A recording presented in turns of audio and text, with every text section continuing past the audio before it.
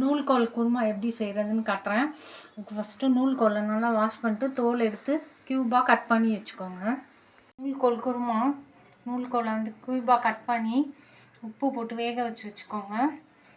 தக்காளி, வெங்காயம், பூண்டு, பச்சை மிளகா, இஞ்சி, பட்டை, கிராம்பு, முந்திரி, பிரிஞ்சி இலை, தேங்காய், துருவின தேங்காய் கொஞ்சம்.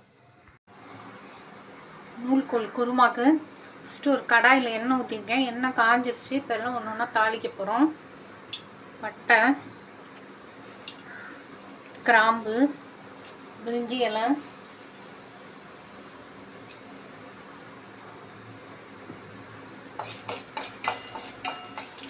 வெடிச்சோன்னே வெங்காயம், ஒரு வெங்காயம், சின்ன வெங்காயம் வதங்கட்டும். ரொம்ப கோல்டன் ப்ரௌன் வேண்டாம், லைட்டாக கண்ணாடி பதம் வர மாதிரி வதங்கினா போதும். வெங்காயம் வதங்கிடுச்சு. வந்து இடித்து வச்ச இஞ்சியும் பூண்டும் போடுறேன்.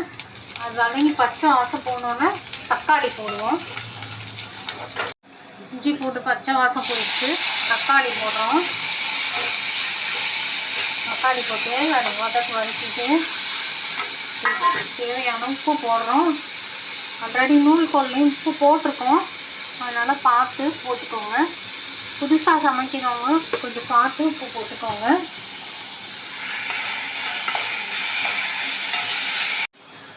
தக்காளி நல்லா வதங்கிடுச்சு. இப்போ வேக வச்சா நூல்கோலை போடுறோம்.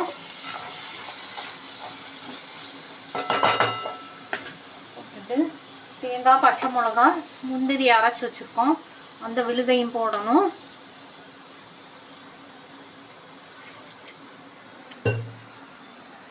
போட்டு ஒரு கொதி விட வேண்டியதான். உப்பு செக் பண்ணிக்கோங்க, வேணும்னா கொஞ்சம் போட்டுக்கோங்க. அவ்வளோதான். நல்லா கொதிச்சிருச்சுன்னா சர்வ் பண்ணால் ரெடி ஆகிடும்.